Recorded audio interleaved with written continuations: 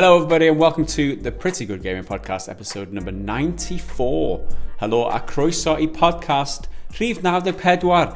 My name is Mr. Gareth Evans. Joining me today is Mr. Henry, all good in the hood, Cooper.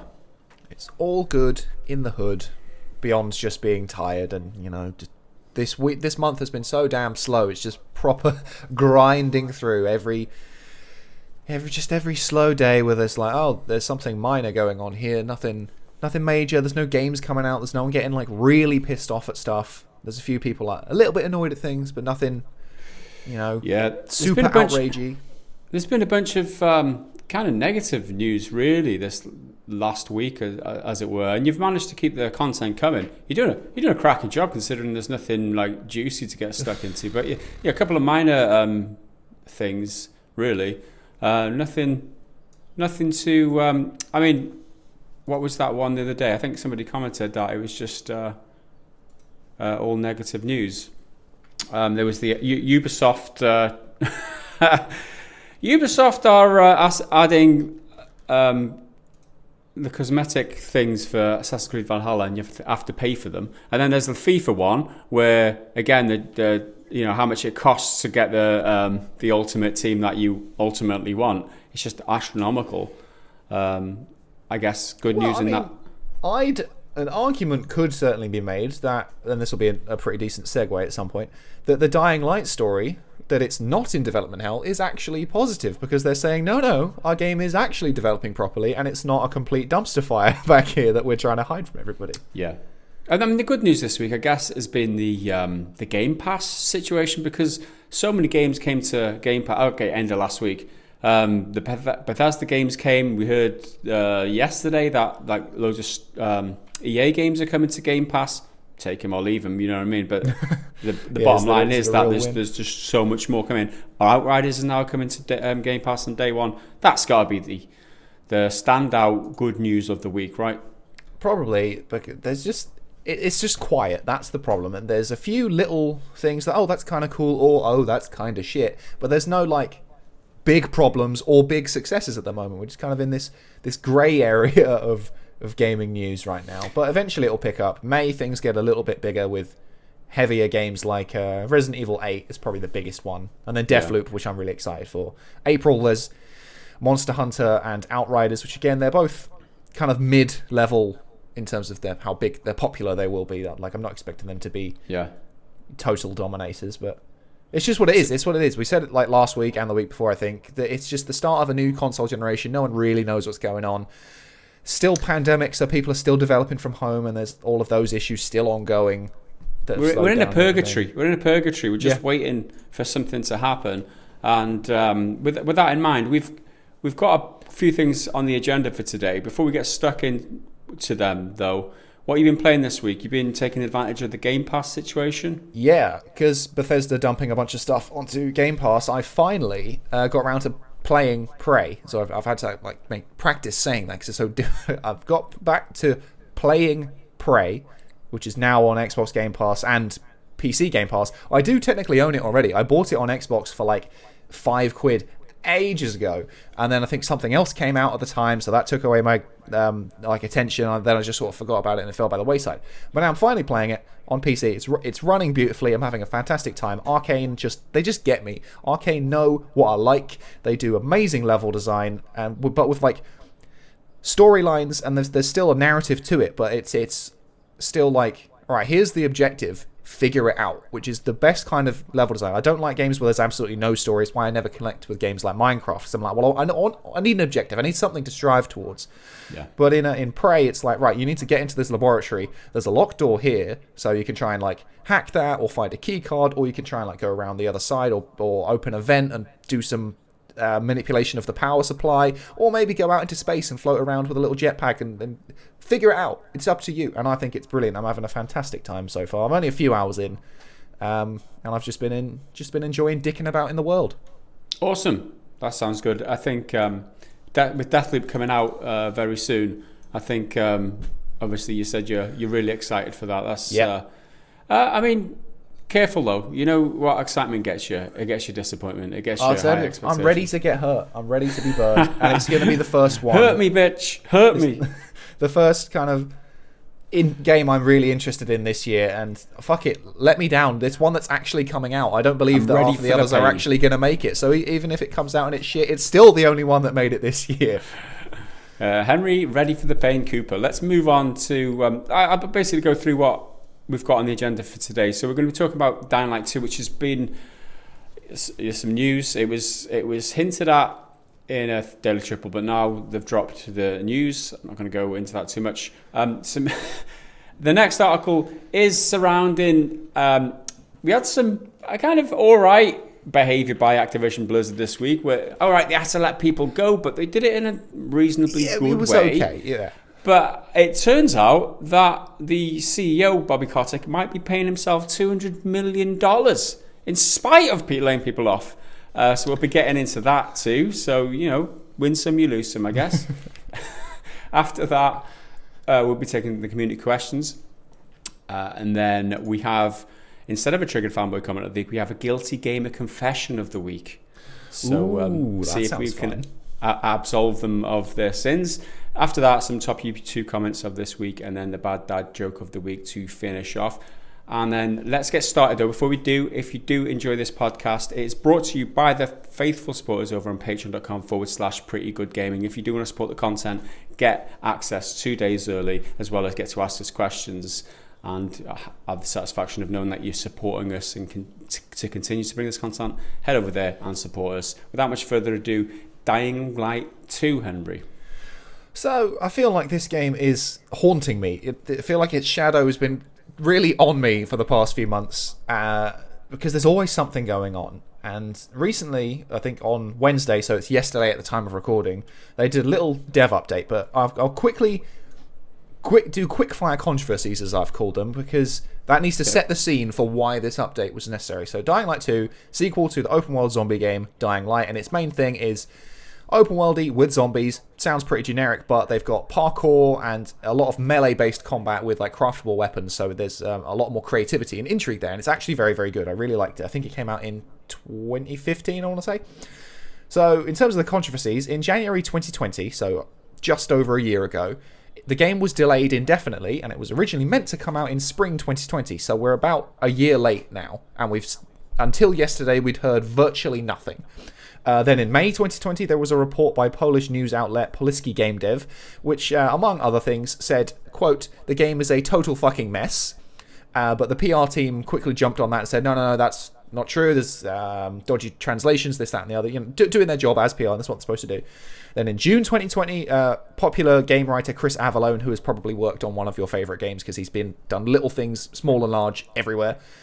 He got sacked from the team, along with a bunch of other teams he was working with, for sexual assault allegations. Again, that is often quite a big headache, even if it's not necessarily true, but he came out and seemed to suggest that it all was true in his own little statements and stuff. Anyway, then in January 2021, so we had a bit of a gap of stuff, a bit of peace.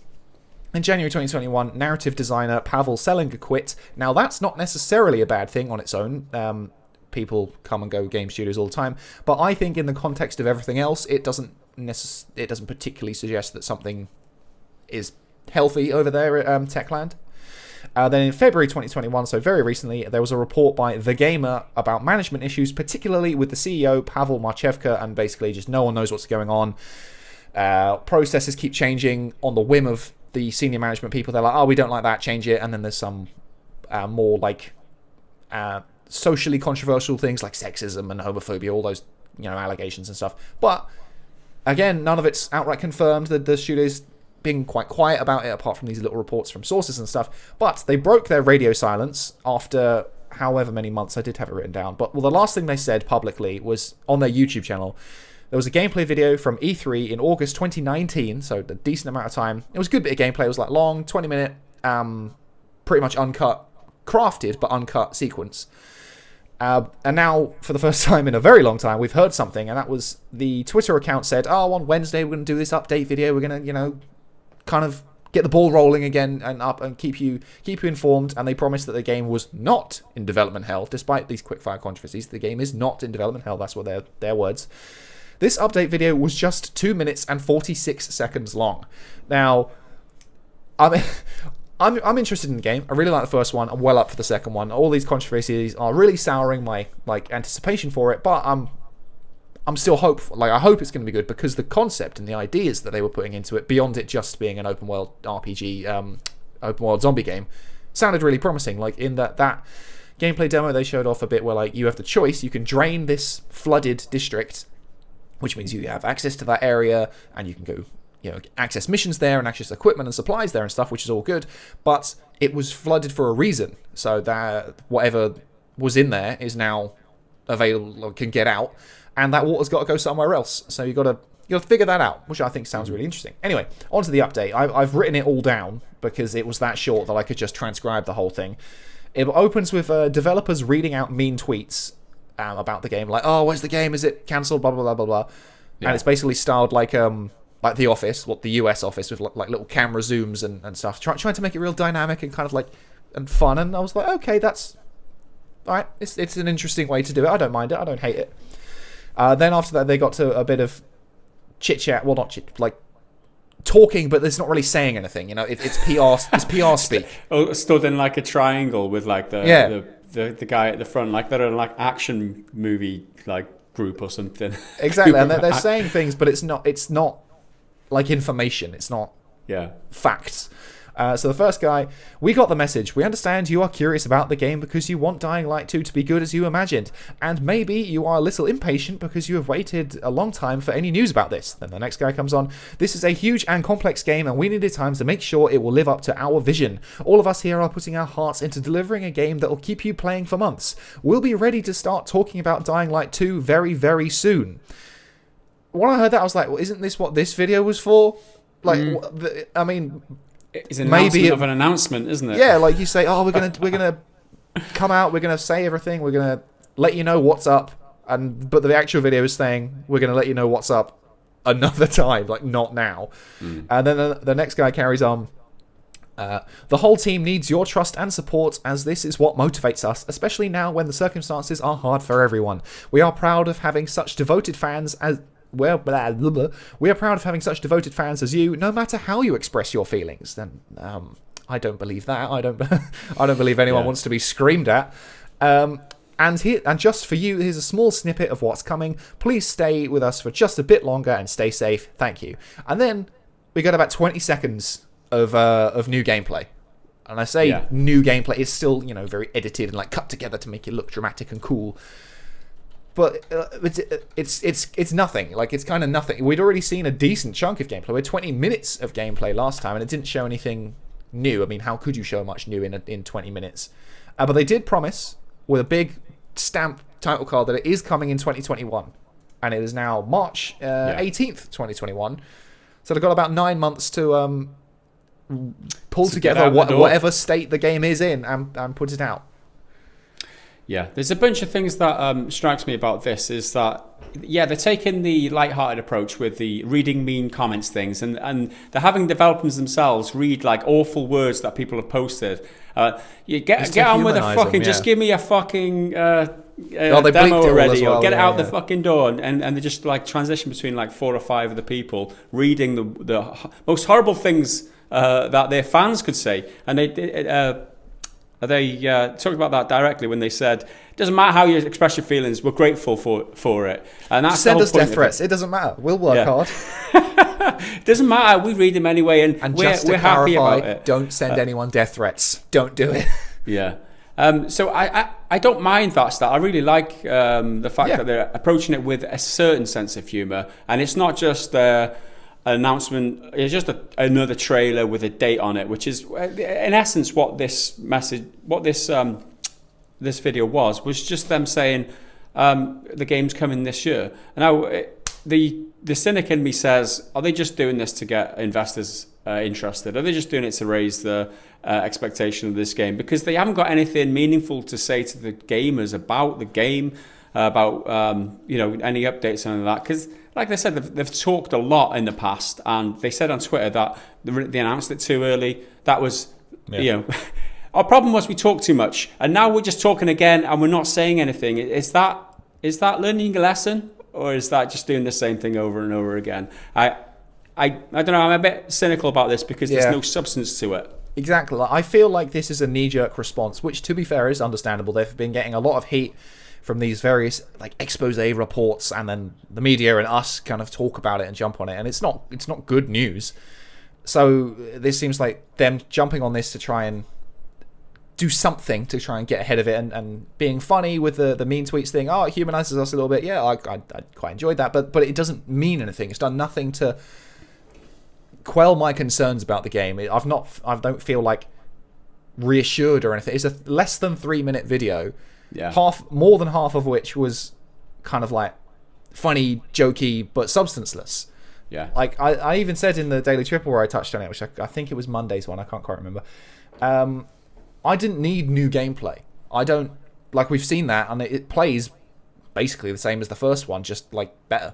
I don't need to see that. I want to know more about the systems and all about the RPG stuff. That's the most interesting thing. Or like a look into the studio with developers talking about the specific things that they do. And they've sort of half committed to doing that, because they finish up after the little bit of gameplay. It's sort of like they forgot, and then they like tucked it in at the end. Like the editor forgot to put it there, so it's kind of tacked on at the end. There's one of the devs says that, I'll come join our Discord. There's a channel all about questions, and you can submit a form and this, that, and the other, and they'll all be answered in a series of Ask Me Anything videos. Well, he says movies, but so they're at least looking like they want to start doing more feedback more regularly. If this is going to turn into like a regular series of dev diaries, I think that would be really good and would keep people who are actually interested in the game updated, as well as keeping hype like stable, not like getting out of hand with some big showboaty trailer all the time. I really much prefer dev diaries to things like trailers. But all in all, I think this is a completely like wasted opportunity, I suppose, because I mean, maybe it was my own fault and my own expectations, like thinking that it would be something that it wasn't. Thinking that when someone says an update video, I expect to actually be updated on more than just a stamp of a release window. It's not even winter 2021. Yeah, it's not a month. It's just 2021.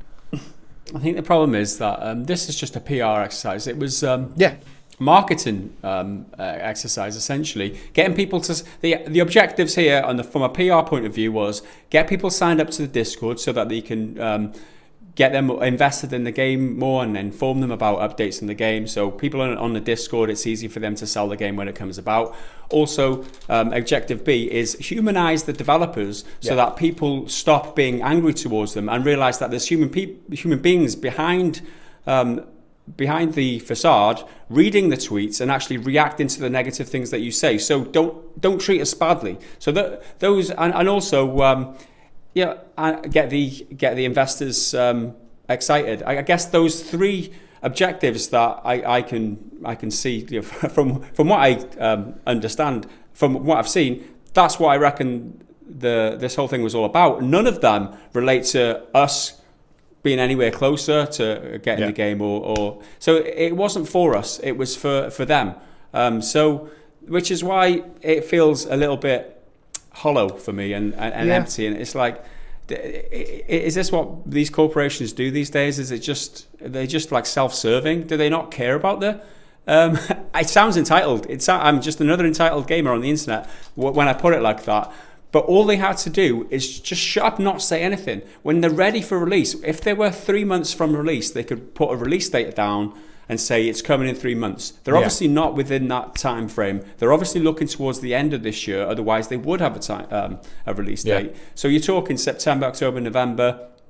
Around Christmas would be a good time. It depends what the schedule is for other big AAA games and their releases, so you want to avoid the other big ones, so they're probably biding their time a little bit too. But the bottom line for me is just do a No Man's Sky. Don't do anything until you've got something to give, and they're not giving anything here. This whole announcement feels to me, I might be wrong, I am excited for the game, by the way, in case you think I'm just negging them. I am excited for the game. I do want to see it come out and I want to see a good state, but it feels to me like this was self-serving and there was nothing that they didn't do this for the gamers. Yeah, I totally agree, and both a good thing and a bad thing that I've been thinking kind of a lot about and trying to decide where I land on it is they haven't opened pre-orders again yet. They haven't said, oh, but now that you've got a 2021 release date, you can pre-order it. And I think that's both a good thing and a bad thing. A good thing because then they're not encouraging pre-orders, which is always good. Don't pre-order things because it often will almost always lead to a problem. Let's just leave it at that. We've ranted about it 100 times. But it's also kind of a bad thing in the sense that suggests that the game is quite far off if they are being like honest about that, if that makes sense. Like if they were trying to be deceptive, they'd be like, oh, let's put on pre-orders now, just get them in. So I'm like, okay, well, they haven't done that, so perhaps they're being honest. But then not doing it leads me to believe that, oh, this game is so far away. Like, it's definitely going to be late 2021. That's if they even make that, which, I mean, you can never tell anymore. Until it's coming out next week, the game isn't getting delayed as far as I'm concerned. And even with Cyberpunk, they had the going gold thing, made a big deal about that, and then still delayed it. So the industry kind of language and expectations have changed a lot. Well, in terms of the PR side, this one, Dying Light 2, they are self-publishing it. Techland are doing it themselves. So in that way, I can kind of maybe give them a little bit more, give them a bit of slack for how they handle it, because maybe they're not so used to it. I think it's their first outing into self-publishing, because Dying Light 1 was done by Warner Bros. So I guess that means things aren't going to be going as smooth. There's going to be a few more problems, people doing different things and busier. But still, this video did absolutely nothing for me. Yeah. I think it's important to realise too that we're not rushing them in being. Oh God, no. And not being positive about this video that they've put out. We're not saying release the game early. We're not saying release the game now. Don't do a Cyberpunk. Do it when it's ready. But also announce something when it's ready as well. At the same time, I think the whole industry learnt a lesson from Cyberpunk. There was just so much hype around that game, and even the guy from who was the guy from? It wasn't from Activision. It was a. Someone commented on it. I can't even remember his bloody name, but one of the big execs intimated that Cyberpunk. I think you might have covered it. Intimated that. Yeah, I know what you mean. Cyberpunk had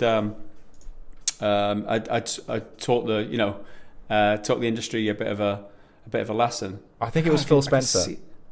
No, it was the guy from who did it? It wasn't Activision, was it?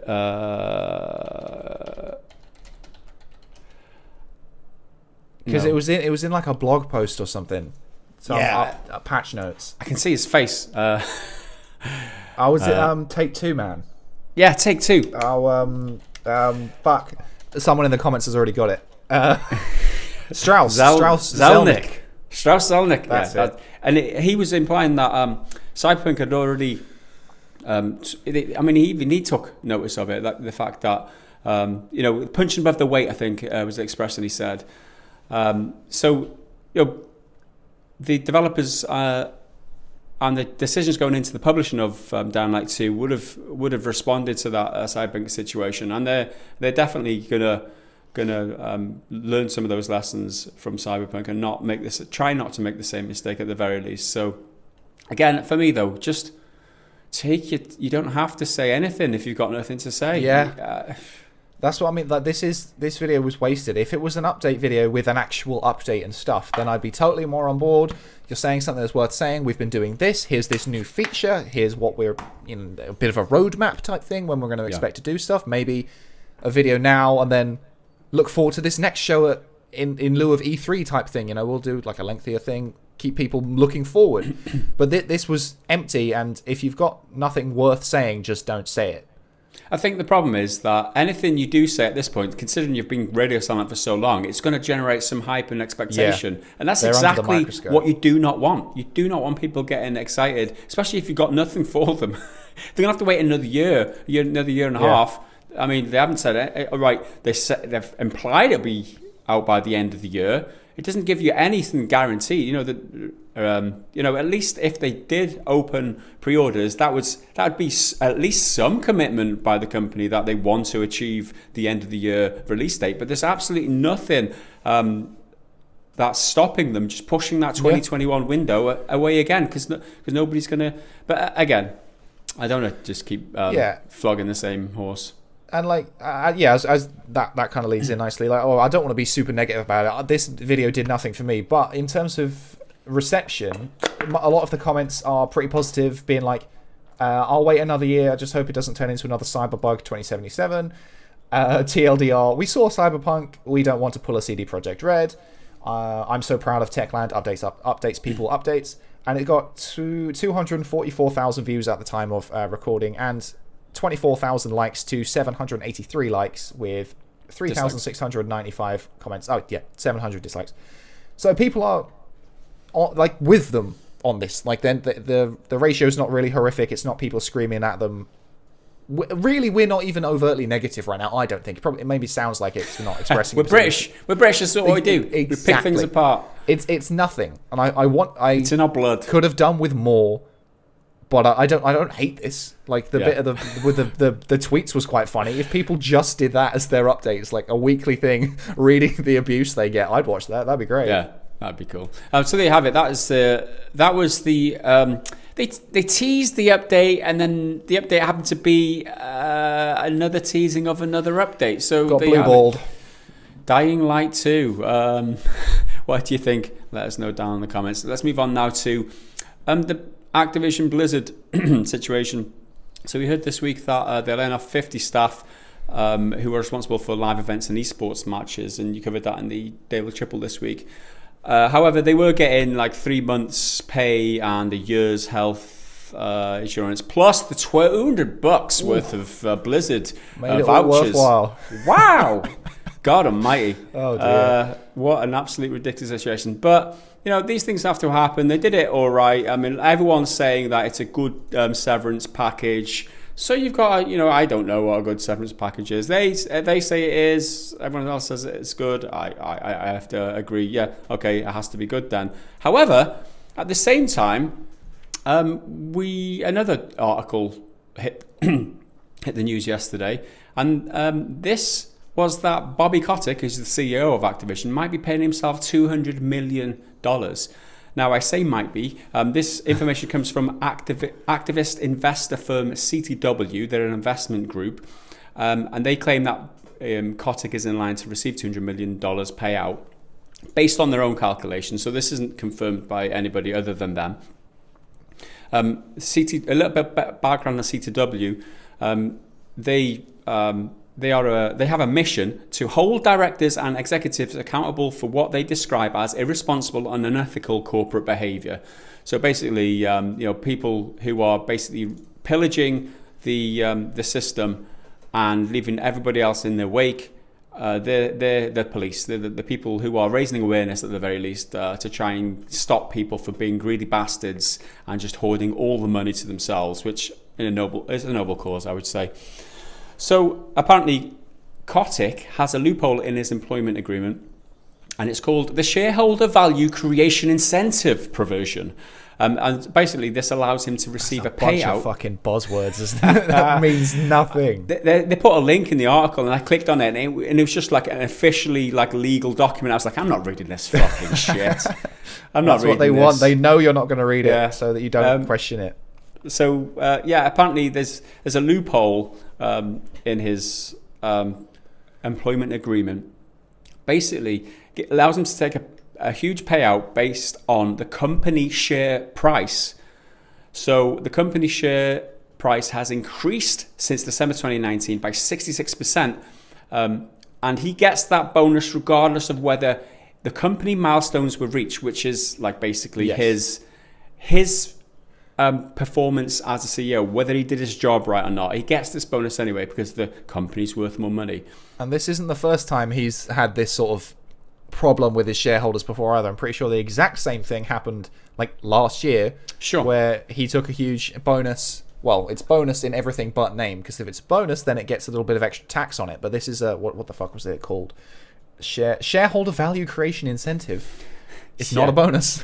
Yeah. So the director of executive compensation research at CTW, Michael Werner, this is what he said. While the increase in Activision stock price is somewhat commendable, as we stated last year and continue to assert, this achievement alone does not justify such a substantial pay outcome for the CEO. There are many factors that contribute to a rise in this particular company's stock price that may not be directly attributable to Robert Kotick's leadership. The use of video games as one of the few entertainment options available amid the COVID-19 pandemic, for example, has been a boon to many companies in the gaming industry, irrespective of executive talent or strategic decisions. So basically, no matter what they're basically a law unto themselves, these CEOs. Their performance as a CEO does not factor into the amount of money that they receive in this instance. No. That's what this guy's saying, right? Yeah, because, I mean, I've reported it like so many times, but because everyone's stuck inside, game sales have gone through the roof pretty much across the board. Every company's seen boosts, but interestingly, it balances out with production having so many problems, but game sales doing really well, especially digital. Physical's having a bit of a bump too. It's, I think it was like last week, physical was up by like 27% and digital was up by 24%, something like that. But yeah, so that's nothing to do with a strategic decision that Bobby Kotick's made. That's just it's the nature of the industry having to adapt to COVID-19. Unless we're going to go down the conspiracy rabbit hole and say that because Activision Blizzard are in bed with China, they're doing things with China, they're all part of it. He helped engineer this virus to take over the world. It's just indicative of the higher class that he's in, right? Working class people, they get rewarded on their labour based on the amount of labour they put in and based on the quality of that labour. That's how it works, right? Whereas the guy who lives in the upper echelons of society, the 1%, you could call him, he definitely is 1%. He's probably a half percenter. But he gets paid $200 million. That's 1/5 of $1 billion. That is more money than you could ever need in an entire lifetime. And this is just a supplement to his already existing salary, as well as his bonuses is released in other years. That $200 million is an excessively over the top amount of money. And the point is, I think this is what the CTW try and rally against, is that these people at the top end of the pyramid are just working the system, gaming the system, and just allowing their greed to overtake everything else. And this, in the shadow of what happened this week, which was the company letting people go, which isn't a great look. No, exactly. And again, the firings are always rough. But compared to some other firings, like let's say the Telltale one was quite a high-profile one a couple of years ago. All Telltale studios shut down, and everyone was left with literally nothing. But then you compare it to this situation where it was that 90 days severance package, so they're still getting paid for that time. Healthcare covered for a year, especially for an American company. We take that for granted so much in the UK. And anytime there's a problem happening, I'm like, oh, that's a bit annoying. And then I think Americans then have to pay for that on top. That's absurd. And I think they got like job support, if there's a word for it, but finding your next placement type thing.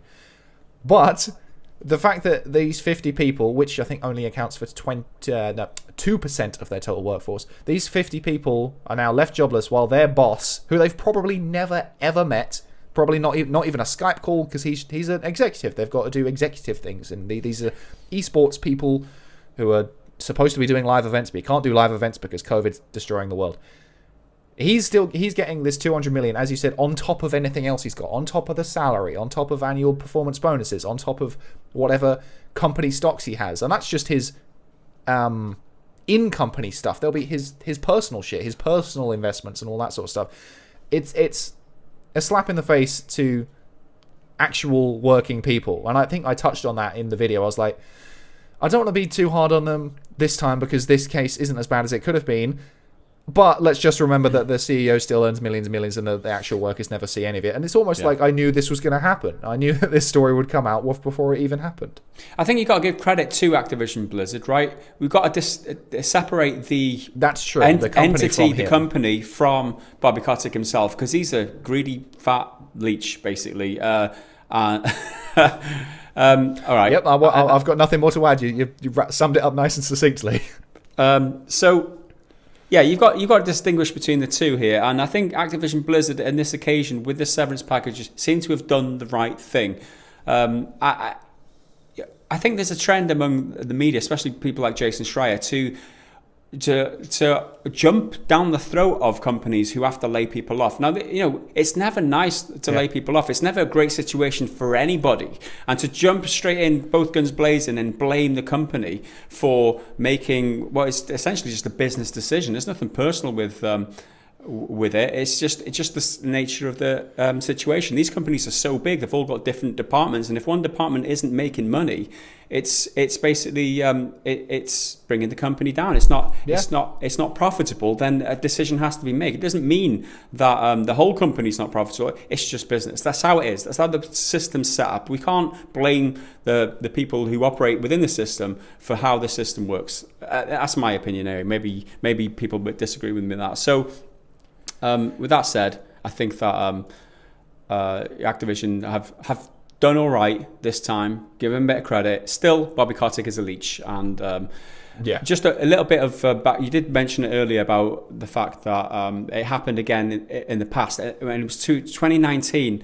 Activision Blizzard laid off 800 people despite record performance for the company. Now, in light of what I've just said, you can see that happening. Yeah, the company does great as a whole, but there might be certain aspects of it which are not performing to high standards, maybe not profitable. You think big companies like Google, they're shutting down departments all the time because they're just not profitable, but overall they're doing all right.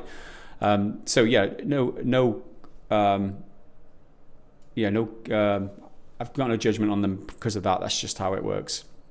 It was not long after that we heard that Bobby Kotick in 2020 paid himself $30 million. So it seems to be a bit of a trend that people get laid off at Activision Blizzard. Bobby Kotick gets quids in. It's not good PR, is it?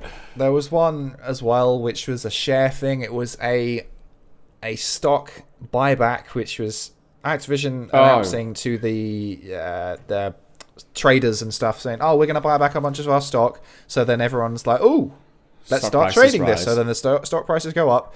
They had no interest in buying back any of it, and Bobby Kotick made a personal profit. I can't even remember selling what it was. loads. Yeah, not a company profit, a personal profit by shifting loads, and it's hugely dubious. Like, again, it's not illegal. Not illegal. But it's certainly game in the system, right? It's. I would say it's a flaw in the plan, but realistically, it's a problem that was deliberately put there. The system functions as designed, as far as I'm concerned. Yeah, the problem with that was they promised something that would raise the stock price, so people are interested. Then the stock wants to rise. They didn't deliver what they promised, so the stocks are artificially inflated. Bobby Kotick sells his a shed load of stocks and just makes basically would have made like twice as much. I think off the top of my head, it was like 40% more than he would have done the previous day or something because this announcement, which they didn't even follow through on, and that's it's completely wrong. But that's the way these big they think they're alone to themselves and they game the system and they exploit it for their own greed and their own good. But that's how it is. In a situation like that, they're fucking over each other, like they're their own, investors, class of their mates. So let them eat each other, because that has nothing to do with the actual company, Activision. Only one will remain like a Highlander. And that one will have billions, even though they don't know what to do with any of it. Yeah. There you go. So that was the Activision Blizzard kind of update. And that leads us to the community section, which is where we answer the questions from the community over on the Discord. If you want to get access to the Discord, then head over to patreon.com/prettygoodgaming and sign up and support us and make sure that we don't go away, because these greedy bastards are hoarding all the money. And this week we've had a couple of increased pledges. As a bit of a shout out to TheWitcherWiggle, has increased his pledge from $25 per month to $40 per month. We appreciate, dude, that's very generous of you. Absolutely, really generous. And then Stefan McNally increased their pledge from $2 per month to $2.50 per month. $0.50 more. Every $0.50 counts. If everybody who watched and enjoyed this content contributed $0.50, we wouldn't have to ask anybody else. We won't be scared about having to shut the lights off and close the doors because we can't pay the bills anymore. So thank you from the bottom of my heart for the small gesture, Stefan McNally. We appreciate it, as well as TheWitcherWiggle. There you go. So let's move on to the questions. We've got a whole host of questions this week, maybe about 10. Oh, maybe even a dozen. Oh, goodness. So let's get started. Right. Shall I take this first one? All right, this is from Earthworm Ben. Does the does the trademarked PS5 slogan "Play like never before" really seem to represent the console? Yeah, I guess this is because you can't play the damn thing, so you'll never get to play it. Play in your imagination. Just pretend you've got one. Yeah, I've never played like this before. Yeah. I think I touched on it this week that there was because Spider-Man Miles Morales re-topped the charts because of an influx of PS5 stock. And I remember writing that. I was like, did that actually happen, or did I imagine that? And it did. It just happened so quickly that it was a fart in the wind, and before long they were all gone again. You still can't buy them. It was like, oh, here's some more stock. Ah, no, it's gone. Before you even finish the sentence, it's over. Yeah, exactly. That's interesting. It was that? Yeah. That was the whole thing. Thanks to Earthman Beth for the question. Raspberry is next. Would you rather have legs as long as your fingers, or fingers as long as your legs, Henry? I mean, I when I put these questions on, I pondered this one for a solid few minutes, being like, well, what would legs pick? So okay, let's break this down. It's not arms as long as your legs and legs as long as your arms. It's fingers, right? So legs as long as your fingers. So legs literally this long, which you basically just walking around with feet below your and it's still only 2 legs as well. It's not fingers 4 legs. It's legs the size of fingers. So it's your 2 crappy little things. Stubs for legs, or fingers as long as your legs. So your fingers would be like out here somewhere. It's just like having huge fingernails. Like, could you? You'd just be like some sort of witch, wouldn't you? And you'd look like some sort of like weird creature. I think I'd probably like to have, if I'm forced to choose one of these abominable forms, I think I'd rather have my legs be normal, because I'm very tall. I don't think, well, I mean, without my legs, I'd obviously be shorter, but I've still got a long body. I don't think my fingers could sustain my torso and my giant head properly. I mean, I suppose I could just sort of forget that I have legs and like live in a wheelchair or something and still have full use of my hands. People, people do that like now. They're still perfectly fine. But I think I'd like to keep my legs as is, and I'll have leg length fingers. And then there's a question of thumbs. Do I still get thumbs? Do I have regular thumbs? Because if I did, I feel like I could still sort of game a little bit. Probably not. I think a keyboard's probably out of the question, unless I'll be like up here playing it like a weird, I don't know, puppeteer on the keyboard. Yeah, that's not doable for me. I'd have to go with legs the length of fingers, because I couldn't do basically the guitar anymore, which is my bread and butter. My income is dependent on me being able to play the guitar. I can't play the guitar if I've got like witch-like fingers. So that's out of the question. So and also I don't really have to leave that. I can just sit here in front of a camera still do the podcast normally. You wouldn't notice that my legs were weird, and you could play the guitar and still do my videos, and people wouldn't have to notice that my legs were weird. Whereas the other way around, you can't hide that, really, can you? I wonder what's the easiest to fix. I'd have to like ask a surgeon or something. Like, if I chopped off my legs or my fingers, which one could I get a prosthetic for that would be better? Just don't touch my fingers, man. That's the bottom rule for me. You just can't do anything with my fingers. I need them. That's it. Right. Shall we move on before this question drives my brain into mush? Thanks for the question, Raspberry. Moving on. I think you're up. Yeah, I'm up. This is DC the Tog. Hey, I'm back from my break, aka my business got crazy, and I have a question. Say you're running a development studio. How would you attract some of the best devs from other companies that are undeniably sick of being tossed around, forced to accept or create political wokeness in games, and just general backlash from the gaming community? Would you tackle it on a wage basis, maybe allowing the majority of devs to create the primary mechanics? What about offering stock to employees? Strippers? Yeah, I know. I like that it ends on. I like that it ends on strippers, because it's not a formed question. It's just strippers. Like, would you have strippers incentivize the staff? Like, you're busy, coding at your computer, and there's just a stripper on her own pole, working 9 to 5, just like you. She's just working that pole. Or the more interesting option, I think, employing strippers. Yeah. That's my solution. That's how we get people into my company, the Coop Corporation. I'll be like, right, look, we're not hiring. It doesn't matter how qualified you are. It doesn't matter what university you went to, what, qualifications or certificates or whatever you have. If you can strip, you can get in on this on the ground floor. How good are you at coding? Doesn't matter. How good are you at writing stories for games? Doesn't matter. How good are you at taking your clothes off? I'm pretty good. You're hired. Perfect. There you go. Job done. Henry's job interview. That would really wind up a lot of the what as you call them, the political wokeness people. Yeah. But then again, a lot of them would probably really vibe with it because it's sex positive. We're not shaming them. I didn't say only female strippers. We would get a couple of blokes in too. I'd feel very, very inadequate because they're just all a couple of blokes, hell. though, right? Oh yeah, a token bloke, just a few. You'd have to go 50-50 in these days, Henry. True. If we're getting woke points, it has to be down the middle. And they have to be from all different cultures and backgrounds as well. Exactly. That's just the way it is. I'll put together a spreadsheet, representative with pie charts and stuff so that everyone's accommodated for appropriately. Yeah. But specifically, they're only allowed to be strippers. Prostitutes, no. OnlyFans girls, okay. no. Can we circle back to the original question? We've gone on a little bit of a tangent based on the very last word of this question. But in all kind of seriousness, how would you, other than strippers, attract people to your Coop Corp?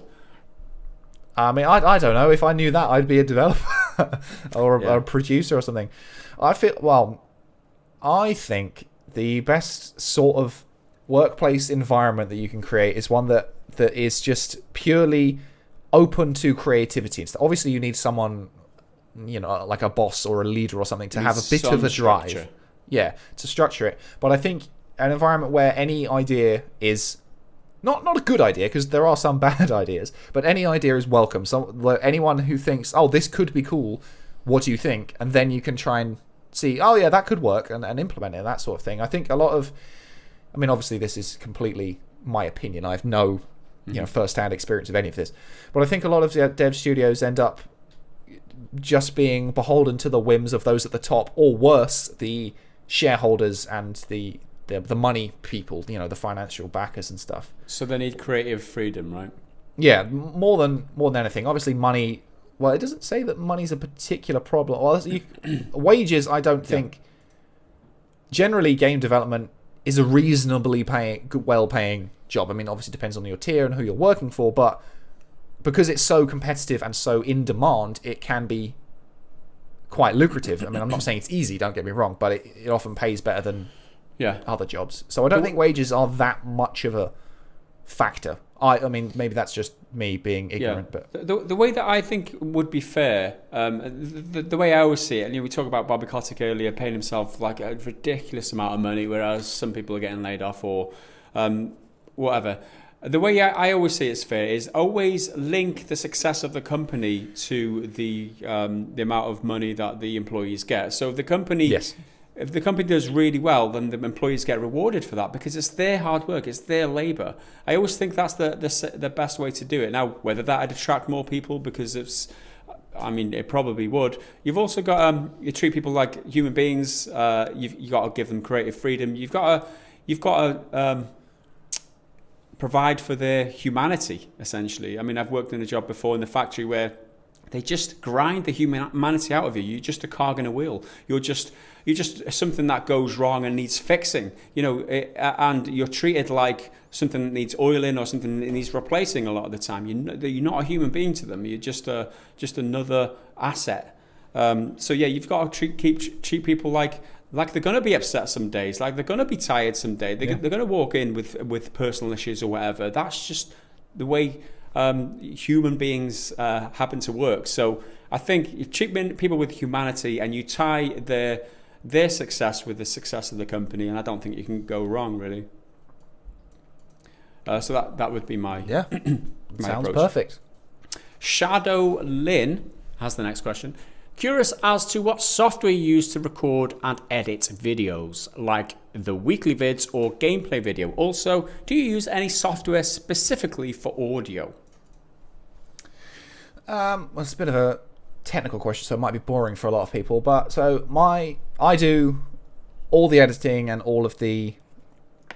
I do absolutely everything for the daily triples, and then obviously we record the podcast together, and then sometimes Gaz will edit it, sometimes I will, but for the past few weeks it's mainly been me. So just to understand the balance of workflow and stuff. So I use on my Mac Final Cut Pro. I think it's 10, right? Yeah, it's 10 point something or other. I updated it recently, and it's been a total pain in the ass. It's like, you know, when they update things like Never a little bit stuff, man. Like when you, and it's such a minor inconvenience. Like I'll click somewhere and I'll do something, and then it just jumps where I'm looking. I'm like, I didn't ask you to do. Anyway, that's irrelevant. It's totally irrelevant.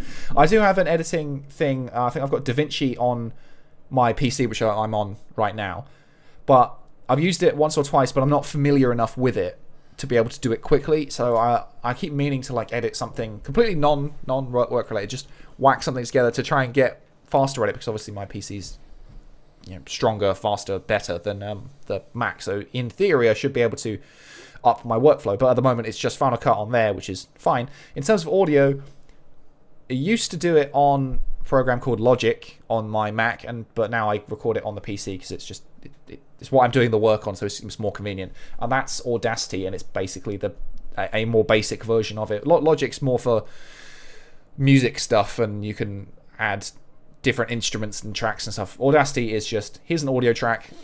Yeah, pick your open input source and it's free as well. So it does the job. I used Audacity for years before upgrading to Logic when I was starting out on YouTube. So yeah, both very good, powerful pieces of kit.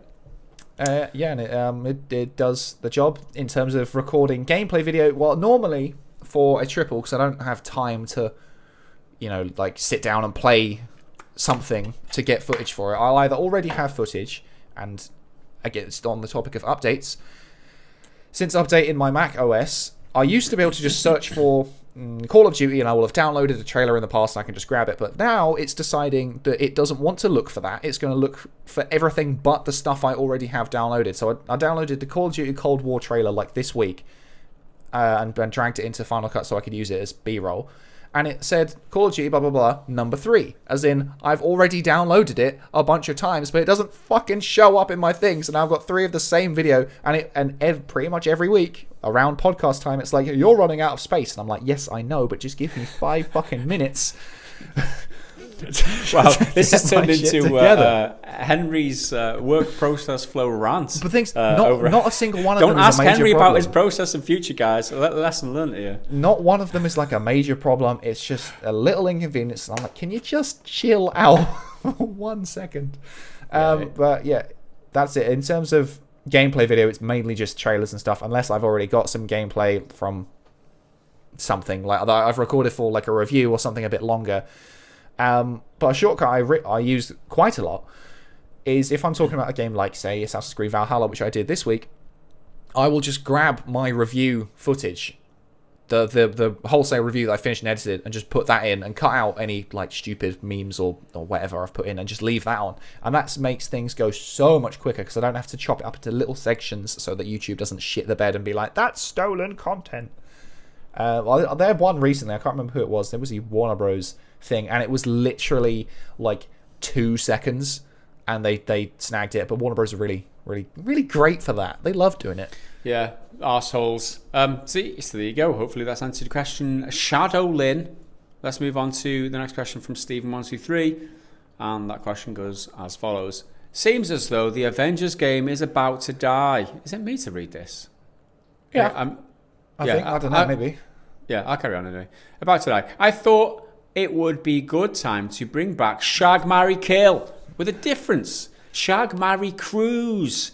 If you have to spend a year-long cruise with them, so you can shag them, marry them, or spend a year-long cruise. So the choices are Hulk, not Bruce Banner, Hulk, the big green thing, Black Widow, and Scarlet Witch. Cheers. This is such a wit. So you've got 2, women, smoking hot women, and then the Hulk, just to ruin things. You're not shagging the Hulk, are you? God no, but I can't. Kill's not an option this time. You got to cruise the Hulk, right? That's the only option. It's going to be a horrible. How long is it? A year.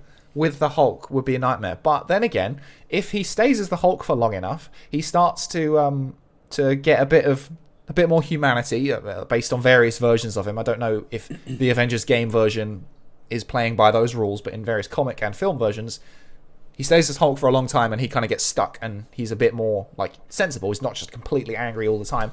So I think that could be workable. The first few months, weeks and months might be a bit rough, but after a year, he could mellow out.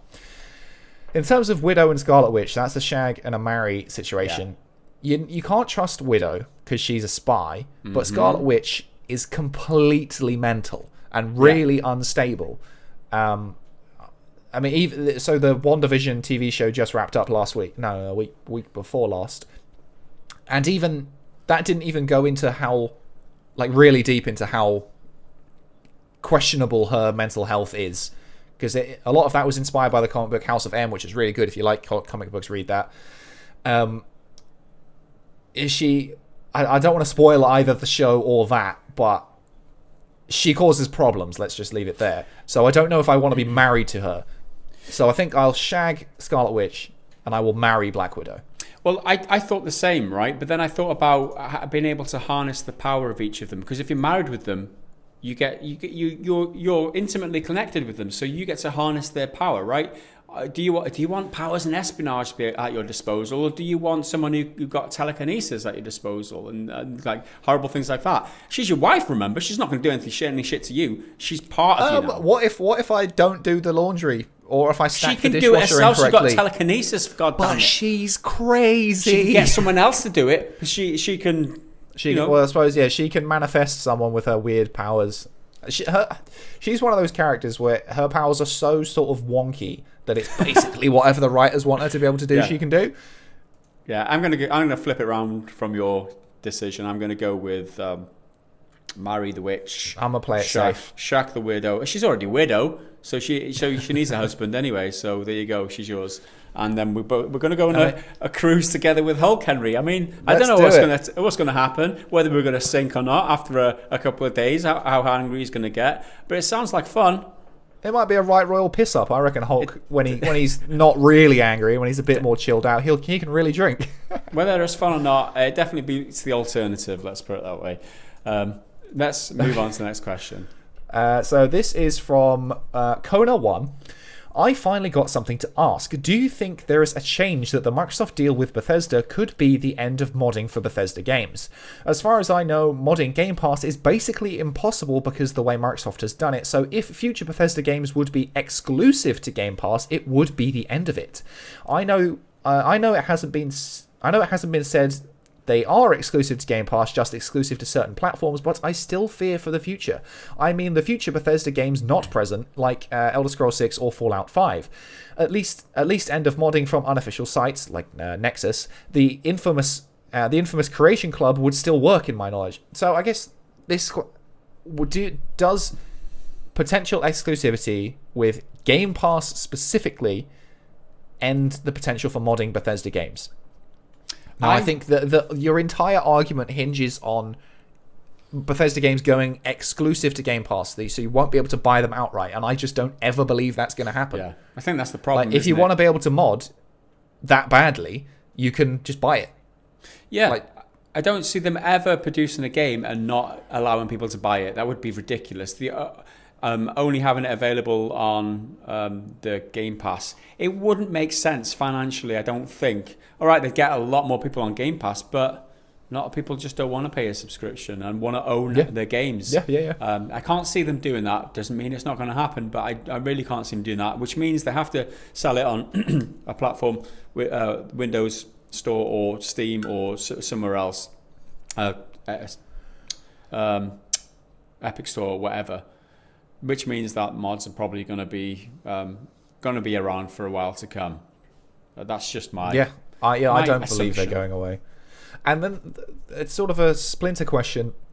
I don't know if Microsoft are even in a position to restructure Game Pass in such a way where mods would be doable. Like I don't know anything about the back end or technical side of it, but it seems like the nature of the service and the way it's built, having that level of extra control is probably quite difficult in the system because it's not a streaming service, but it's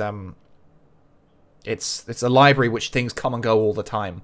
So I feel like that it's probably a bit more difficult to implement some sort of mod capabilities or mod accommodation than something like Steam, where it's just single game at a time. Do we like? So I mean, obviously it'd be great if you could mod things within Game Pass, because I think Skyrim's out now or about to be out. So I'd be like, yes, let's mod the living daylights out of that.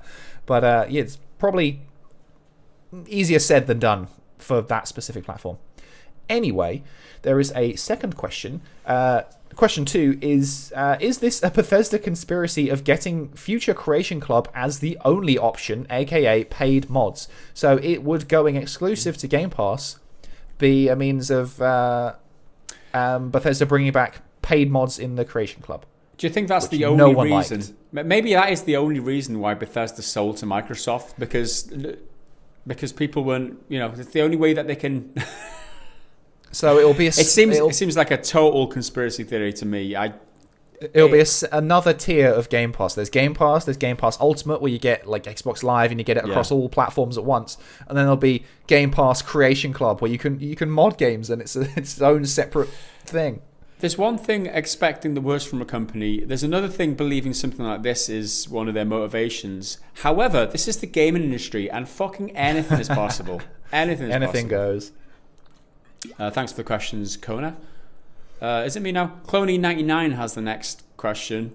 And this is a very deep and very profound question. How are you guys doing? How's life? How are the kids and the girlfriend? How's it going, Gaz? I'm all right. How's life treating you? Yeah, I'm all right. Cheers. Thanks. I'm all right. Cheers. Yeah. How about you? How are you doing? It's pretty much the same. And let's just, still alive. Still going, still ticking. We are still alive. One of the kids is back in school now. The other kid isn't. The younger one went back to school this week, and the older one goes back after Easter. She goes back for one day next Tuesday, because apparently that saves people from getting coronavirus. What they're doing, some of the decisions that they're making is ridiculous, especially Welsh government to do with. These are the steps to unlocking the country. Now we're gonna get you back in schools on these days. But only some of the kids. And then next week we're gonna open one of the aisles in the supermarket, because that was totally stopping coronavirus. And now, because if you linger in the aisles a little bit longer now, that means that coronavirus won't get you. Although. I don't know. I'm going on a coronavirus rant, but yeah, kids are all right. Generally, I'm doing good. How's life? It's all right. I just want to get out of the bloody lockdown. Essentially, I'm just ready for it now. I just want to go. I'm allowed to go on holiday in Wales now, so I think we're maybe looking to go away during the Easter time, and we've already booked our summer holiday to Centre Parks. So we're already looking at life after this plague. I think that's the only way to stay positive. I think I'm very much in the same boat of like looking forward to something in the future, because my family we've sort of booked. Well, I don't know if it's actually booked, but it was planned to be booked, like a going away together for my mum's 60th, which is in June, and then my girlfriend's family are also looking to go away with us, and I think that's in May. I can't remember. And then me and my girlfriend and some of our mates are looking to go get pissed together at some point, and that's looking like July. So May, June, July, we've got these sort of tenuous, sort of almost booked things. Well, I think one of them is definitely booked, and I've even paid for it now. So that's happening one way or another. And I'm trying not to be really excited, but I am really excited. Yeah. I'm trying to hold myself back, because I'm like, if they decide to shit the bed again and be like, no, it's game over, then it's not happening. It's riot time. But I need something to look forward to. It's time to riot. Although there seems to be a riot every other week about something, because and I'm not saying any of these riots are unjustified or anything, but I think it's because people are stuck inside. Every problem that's happened over the last 12 months, let's keep it gaming focused as well. Everything with like The Last of Us, everything with Cyberpunk, all those little big controversies really. got even worse, got even louder, because everyone's stuck inside. There's all these little personal problems in your life, little frustrations that it all comes to a head. I feel like if last year was kind of a normal year, it wouldn't have been quite so bad. Yeah. And it was a boiling pot of everything shit. This year's not been that much better so far. It takes its toll, that's for sure. It takes its toll on everybody. And I think that last week, especially with the youngest daughter, she's only 9, and you could see that you can see that she was just struggling because she was learning. We are getting very personal now, but she was learning remotely. So they're working on the tablets, so they're doing the school classes remotely. So she's continued to work, but at the same time, she's not seeing her friends. She's just sat at home all day on a screen. After she's finished school, she's again just milling around, nothing much to do, can't go out, on screens for the majority of the time. And you could see it was taking its toll on her mental health. She wasn't happy. She was just tired, sick and tired, and that's when it hits home. As in like, I can deal with it. Like I'm an adult. I've got coping mechanisms, right? I can work my own hours. I can go, read a book or go and play a game or play the guitar. I've got ways to cope. Have a chat with the missus, whatever. I've got coping mechanisms. But it's like when you see that's happening to your daughter and you feel a little bit powerless. That's when it's like, I'm fucking sick of this now. Like I feel a little bit. I don't know, it's not like it's the government's fault even. It's just you start finding yourself criticising the government. It's like, did they have to do it this way? Did they have to do that? And that's where, like you mentioned earlier, about you get hypercritical about all the things. Like everything blows out of proportion because everything's turned inwards. You're analysing too much and you just want to get out in the fresh air. Like you don't necessarily want to go out all the time. You necessarily wouldn't be out all the whole time. You just want that option. You want the freedom. And it feels like I've been reading a lot of dystopian novels. I read 1984 and I read Fahrenheit 451. So the fact that the government's like oppressing in those books, a government is oppressing your freedoms. It's like I feel like I'm in a dystopian novel at this point. It's like they're doing it for our own good. There's so many parallels with it. And I've gone on a total off-topic rant here, but yeah, that's what I'm doing, Cloney. I'm teetering on the edge, basically. TLDR, I'm losing the will to live. We're getting through. Hope, that's it. You just need hope, don't you? And hopefully things will ease sooner rather than later. But thanks for asking, Cloney. Appreciate that. Let's move on. Okay, this is from Durlock. I believe your name has changed now. 1436. Since Marvel's Avengers game was a flop and they just re-released Justice League Snyder's Cut, if any of you spoil it, I will kill your children. Not you. Your children. You're going to live to see the most valuable the things mistake in your you lives. made. Yeah. You're going to kill the your thing children. Is, what even is there to spoil? I'm not even that excited about it. I just think it's unprecedented and it should be interesting and it's out today and it's put that aside. If you could make a Justice League game, 3 questions. What type and genre of game would it be? Which characters would be playable? Who will be the developer and publisher? Now, this is an easy answer. It's not the most complex thing ever. It's just something that's constantly on my mind. I want a Super Smash Bros. Clone with just every version of it. Give me a Marvel version of it. Give me a DC version of it. Give me a Star Wars version of it. I just want that kind of game with that level of roster and freedom and just chaotic expression. In terms of genre, so it's a fighting game, but Smash Bros. Style, not Mortal Kombat or anything. So we basically got that with Injustice, and I do quite like Injustice. In terms of characters, pretty much everyone. The only one I'm not having playable, at least for a while, is Superman. Get rid of Superman. He doesn't work. He's too broken. He's too strong. So, in terms of story, we'll just do the death of Superman storyline. So, at the beginning of the game, we'll see like a cutscene or something. He's getting the shit kicked out of him by Doomsday. Spoiler alert for the death of Superman. Superman dies in the death of Superman. Although he doesn't really. He comes back by the end of the fucking issue. Oh, shit, you've spoiled it. Basically, yeah. Just kill him, wipe him out, and then have the rest of the Justice League be like, well, what are we going to do now? And it's such a no-brainer to me how everyone handles so differently. Like, you've got your Batman, who is a gadget-based fighter. Then you've got someone like the Flash, who's just really quick. Just give him a basic moveset and crank the speed up. Just put a bunch of frames in it and make him go faster. It's so simple. Yeah. All of that. The hardest person really is probably someone like Green Lantern, because his power is just imagination. Whatever he can think of, he can kind of create. So you've got to give yourself enough creative possibilities where it seems good, but you can't do it forever. And I think that's one of the problems with his character in every version of him that isn't a comic book, is like that there's a limit. I can't just create anything forever. Developer and publisher, I think for this kind of game, I want like big action, kind of over the top. Someone like Platinum just know how to do that, of like chaos, but there is still a track, there is still a path through the madness of particle effects and stupid explosions. Publisher, I mean, I don't know, someone who's just not going to rinse it. Well, give it to Devolver. Make it like small, indie. It doesn't need to be like high graphical fidelity. Make it kind of stylized, sort of like Fortnite is. Not like Fortnite, but like Fortnite gets around a lot of its barriers by being kind of cartoony. Just do it like that. That's all I need. I think about this all the time. Obviously. This is always have a whole on my podcast mind. dedicated to this, man.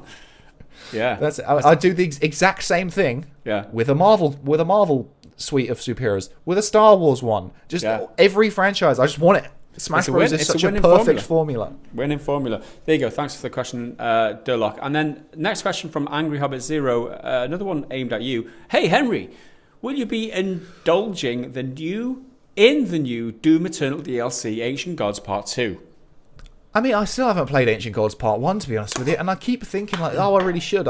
Doom was my game of the year last year. I loved it, and I just haven't been asked to look into the DLC, and I can't even tell you why. I think DLC I don't often indulge with, normally because I'm been really enjoying the main game, and then by the time the DLC comes out, I'm already onto something else, or it's a bit too pricey for what I think is like worthwhile. Like I've been burned before.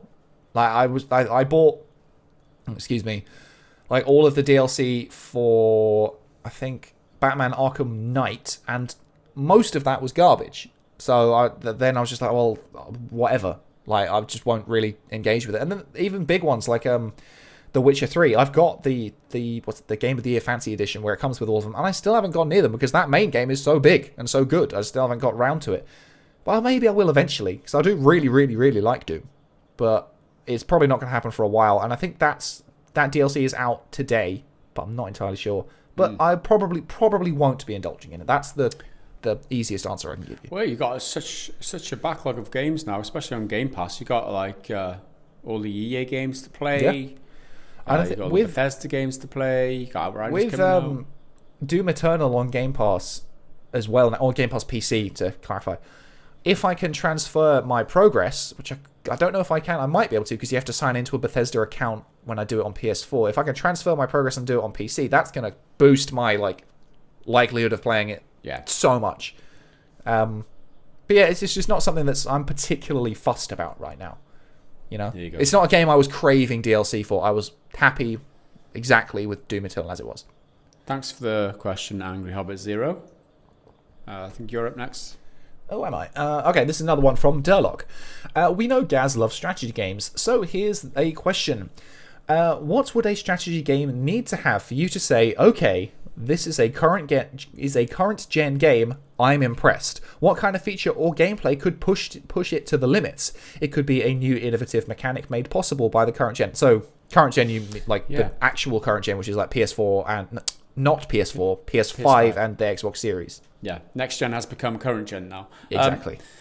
So, I think graphics is the easy one. Strategy games don't often have, to my knowledge, to have, you're talking about like turn-based strategy or some sort of isometric strategy game or something like that.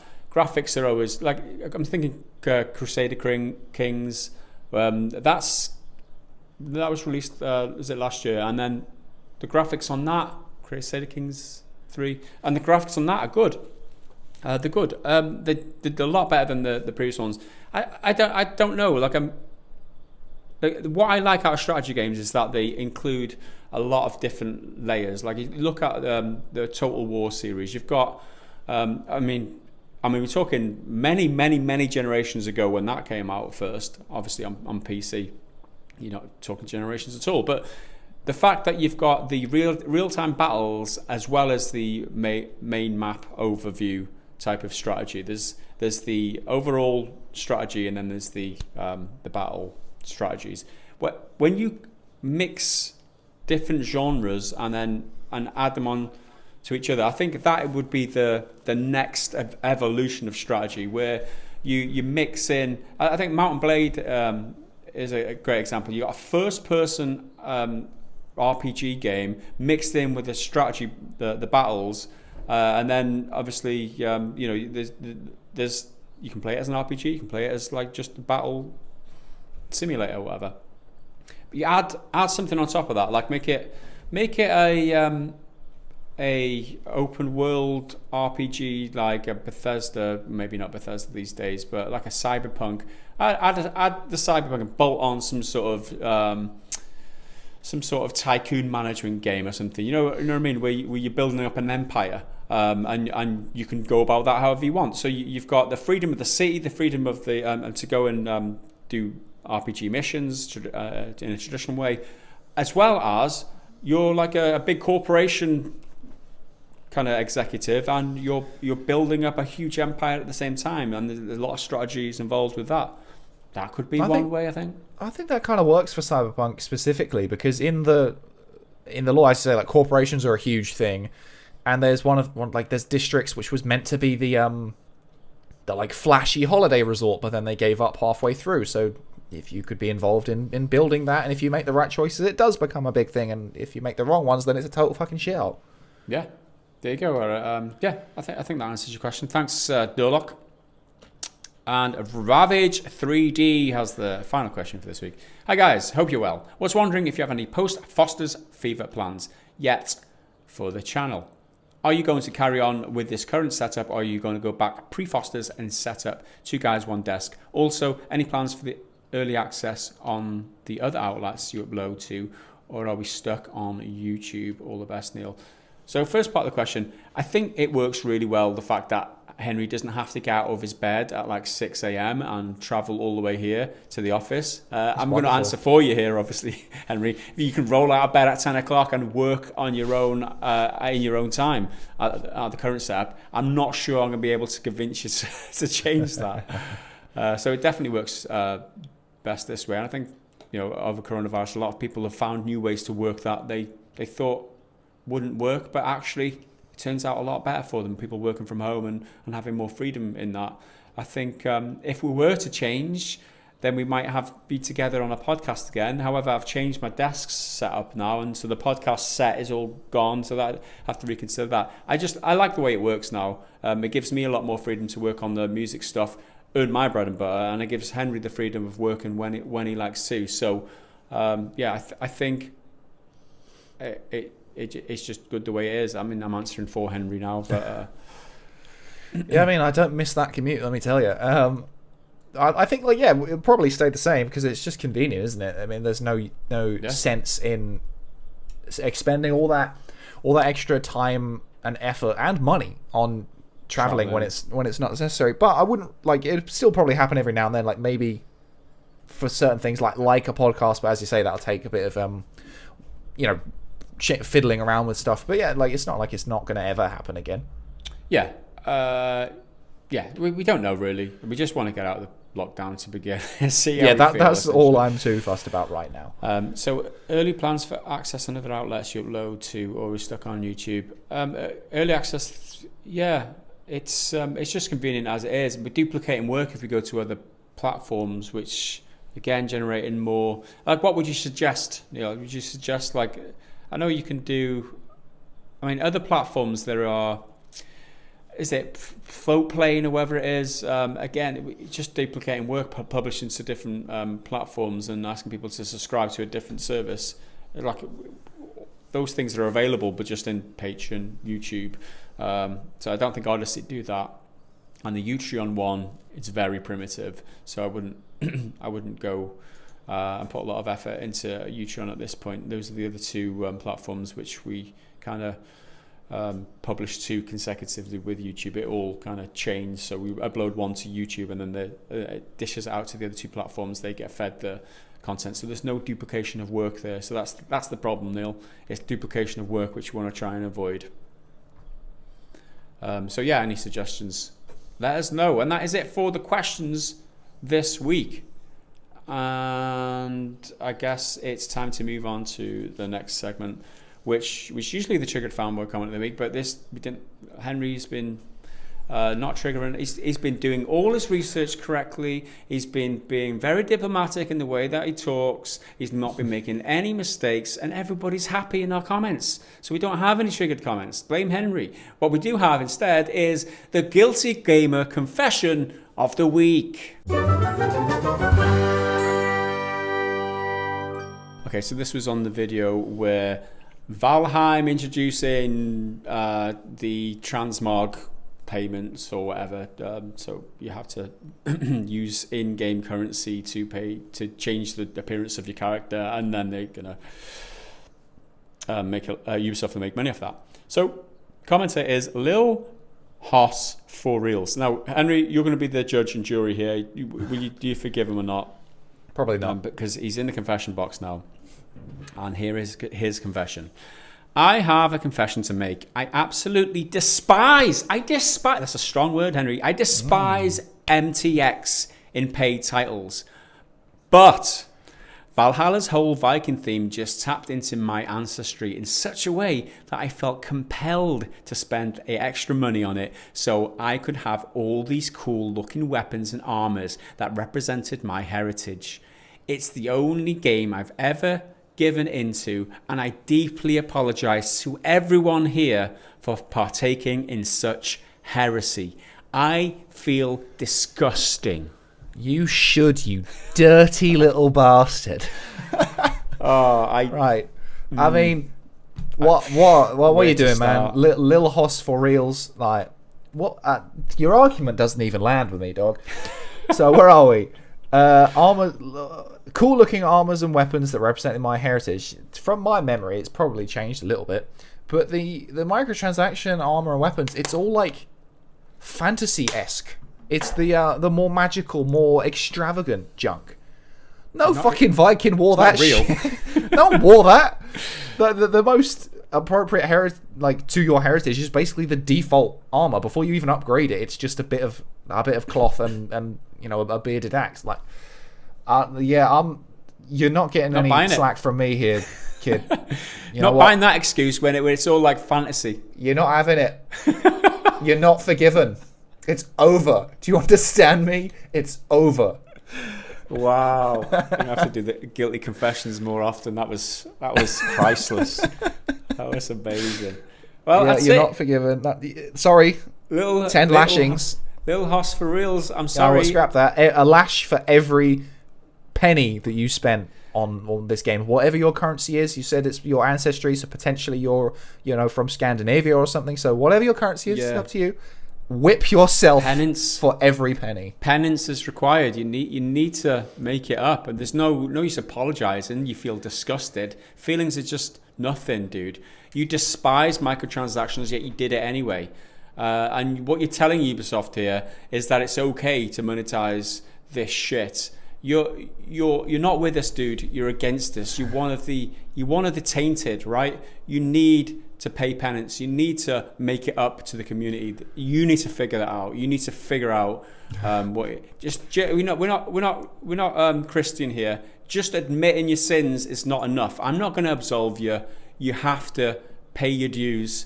You are not cleansed. You must repent, and you are fortunate that we are not forcing you to do Cersei Lannister's shame march or whatever it's called. We will not be killing your children in Walk this of instant. Atonement. Yeah, we won't be killing your children in this instant, or I won't get Henry onto that.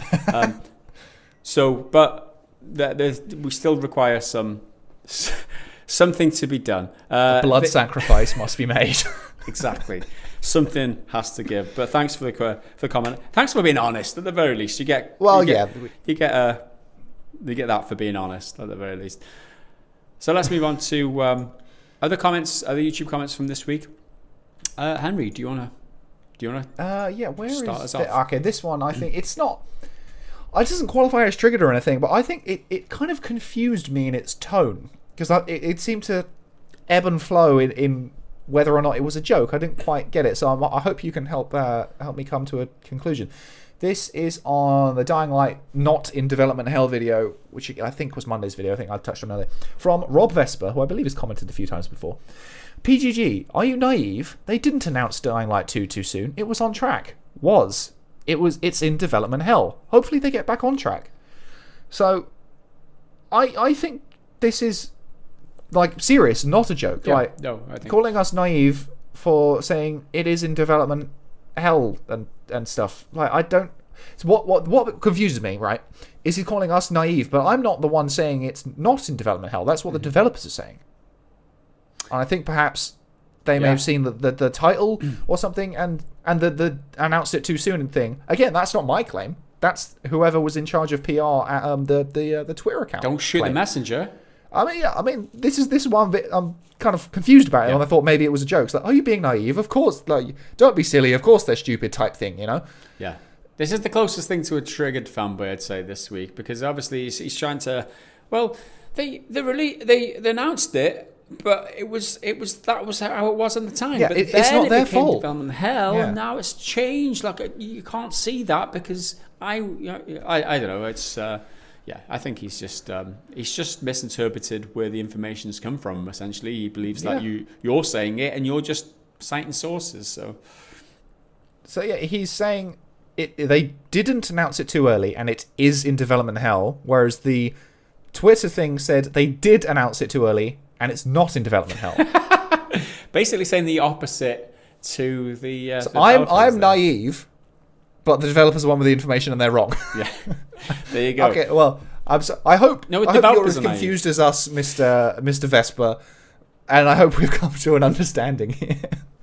Okay, I've got a comment here from Justin. I like the response to this. Just stick with me. Justin Krezelak. And he commented on one of the Daily Tribbles. What the hell is he saying in the intro? Faff? Is that supposed to be like fluff? Whatever. I don't speak pretend English in my country, the great imperial nation of America. We only use proper English. Who won the war, Henry? Who won the war? Now, that obviously bit tongue-in-cheek, but still, that's not the point. The response was what got my eye. Lord Posh Name Von Plum responds. Excellent. Faff. Noun, to dither or fuss. Verb, something that is awkward or time-consuming. You're welcome. Fantastic response. Well, what's the like situation? Did he get any? No, not a single like. Not a single like. Oh. But there you go. Well, that's an excellent because every now and then, not so often, but every now and then we get a comment being like, "What's faff?" But that's a very good dictionary class definition. Well, for all the people who are stupid enough to not know, well, not stupid enough, but ignorant enough. No, they're not ignorant either. Just haven't been exposed to the word, right? If you don't know what a word is, you could easily just Google it. But apparently, this person who says he speaks proper English from America doesn't even know how to use Google to Google a word. So, who's the idiot? That's all I'm asking. The thing is, anytime any American gets funny about the way a British person says a word, immediately in my head I'm just like, aluminum. Yeah. What the fuck is aluminum? Airplane. Aeroplane. There is a letter called U, and it belongs in colour, armour, honour, neighbour, all of them. Yeah. Houses. Anyway, houses. It's houses. Soft S. Houses, not houses. God, don't do that to me. Anyway, that's we're going to divulge into some super rant here, so we've got to move on. Well, we've got to trigger someone. This will get some triggers. Yes, exactly. Bloody hell, Henry, come on, get with it. So I've got one here, which is from Friday's video, which the main story was about Bethesda games, and then the last one, little one, was there's a new Teenage Mutant Ninja Turtles game, and the amount of times it took me to fucking say that in the podcast, in the video, it didn't happen. But anyway, I made a point about trying to rope my girlfriend into playing Streets of Rage because it's on Game Pass and it looks really fun. I remember the old ones. But this new TMNT game is basically the same thing. It's the same genre, but with TMNT characters, and she likes the Turtles. And she agreed. So I said, I might be in there, boys, or something like that. So Zachary G comments, Henry, trying to get in there like swimwear, Cooper. Followed by Peter Clark, who said, Henry, I know what the ladies like. They like playing with my turtles, Cooper. L-Waves, Henry, my girlfriend's beat me up in a video game, Cooper. Honestly, that is the cause of many of our fights. I'll kick the shit out of her in Smash, and then she'll pout for ages, and then come back, and we'll play on the same team for a bit. Then finally, Peter Clark again. Henry, my girlfriend said my nunchuck is okay for close work, but lacks the reach of a bow staff. Which is a good Turtles reference. Although, I mean, I said it in the video, Raph is my favourite, because as an edgy child, he was grumpy all the time, and I related. So Raph is the best one, followed by Leo, followed by Mikey, followed by Donnie. Yeah, I'll agree with that. So moving on to another of my favourite comments this week. It got caught by by one of the filters on YouTube, but I've reinstated it because it's not that bad. But a bit of backstory content. This was on the Assassin's Creed Valhalla video. Oh, it's over a clip that he used where the guy from Death Stranding's ripping off his toenail, and Cloney absolutely hates it, and he always comments, "Why have you got to use that?" Right? I've got a couple of comments on that one as well. So this is Cloney's response. This has got flagged. It was so bad, right? All caps, the whole thing. Henry, fuck you! We weren't even talking about Death Stranding. I will admit, I was a little disappointed that I didn't see Cloney respond, but now it's obviously I've reinstated it. You can go back and check it out. Yeah, so it's back. On the same note, I've got Not Psycho. Henry, please stop including that toenail clip. I'm suffering here. And then Raven Knight, and Henry gets to use that toenail clip again. It's law. Fun. It's now part of the PGG law. You have to use that toenail clip whenever you have an excuse. And I didn't even hesitate to think of it. I was like, I've got this sort of loose metaphor of stubbing your toe on this shitty microtransaction. So we'll have Death Stranding guy, whatever his name is, rip his toenail off. Shoehorn it in every... Maybe that can be the running theme in every episode, where you trigger people just by using that one clip for whatever reason. Like, just shoehorn it in. Just have something like very vaguely related to it. Related, yeah. Yeah, and just stick the clip in. Please do it. Henry, please. I begged you last week. Please do something like that. That would be amazing. Okay. Do you have any other ones? Yeah, so I've got one more here and then another one after it, which is just a nice, pleasant one to finish on. So this one... Well, this one's not positive. I still like this one. So this is from Tease on the FIFA player calculating exactly how grind it is to unlock your best team, and the Activision layoffs thing. Nice video, Henry. It absolutely sucks to lose your job, especially now. But I think a lot of people reporting on this are going to jump to the conclusions that of redundancies equals Activision evil, which you are right to point out happens in any business. Refreshing to hear a balanced view. Now, I like that comment because that's exactly what I was hoping to achieve, because I was already seeing people going bananas over it.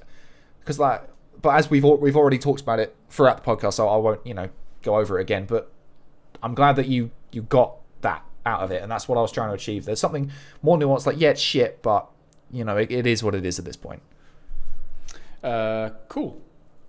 I have a comment from Jason Grundy, who comments on you saying that we were in the middle of a pandemic. He says, middle of the pandemic? What do you know? Tell us. I don't know anything. Some I'm definitely not info that we're only halfway through. A spy for the CCP. I mean, we could be like, we talked about how we have hopes that it's over soon, but I mean, it could just go the other way. Who knows? I don't know anymore. Stay positive, Henry. Stay positive. Don't fill me with that. It's gonna end. This week we're going out partying, right? Yeah, let's stay positive. Right, well, let's keep it positive. And I've got one last comment from Games. And again, it's on the same FIFA video. I watch your videos to the very end. Amazing channel. It definitely deserves more love. Well, thank you very much. I agree. Yeah, that was my last comment too. Fantastic. It was. It's nice to get some positivity, especially one that I think that was liked quite a few times as well, wasn't it? Yeah, got 9 likes. Yeah, so a lot of people appreciating it and coming back and watching the content, and that's what's going to make us persevere. That's what's going to make us being able to continue. So we do appreciate the positive feedback. You're doing a good job, Henry. You're doing a good job. You're providing the news on a daily basis. You don't charge anyone for it. People can support if they want, but you do it in a concise way, and you do a lot of research. You put in the time for the information, and you present it in a crisp, clean, methodical, and structured way, which is great to watch. So, pat on the back, pat yourself on the back, man. I do my best. Pat yourself on the back. There you go. Don't I'm be too old and not flexible. Maybe that compliment might stop you from killing children over the next week, and we'll deal with your. Well, I don't know about that. So there you have it for the comments this week. Thanks everyone for commenting on the videos. Leave your comments, whatever it may be. Helps the engagement, helps the channel, and we appreciate them. Maybe you get yourself as a featured comment next week. Let's move on to the final segment of this podcast, which is the bad dad joke of the week. All right. So the Bad Dad Joke channel has kind of lit up with a lot of user submissions, whereas previously it hasn't. It's just been the bot. But now I'm reading some out from the users. They're coming thick and fast. I'm going to pick Kajiramas this week, and it goes like this. Robin Hood rushes into a tavern and says something to the innkeeper. The innkeeper replies, "Round the back," and Robin Hood rushes out. Couple of minutes later, he rushes back in and says, "I checked the big and the small outhouse. He's not in either of them." The innkeeper replies, I'm sorry, I thought you said you were after the Little John." Oh dear. For such a long, it was too long for that payoff. It was too long. I've got a short one. There's a solid joke in there. Yeah. Like the bones of it are there. It's Assassin's Creed Valhalla. It's too long. You need to be concise. You need to be, brevity is the better form, or whatever the expression is. Marcus Hicks, why are funerals held so early in the day? I'm so not a morning person. See, that's clean, person. Classic. Yep. Okay, Tons, what is both a delicious drink, but also something that will murder its wife? OJ. Ha. Yeah, all right. Well, we don't typically call orange juice OJ in the UK, so it doesn't land quite as well with me. But, I dig it.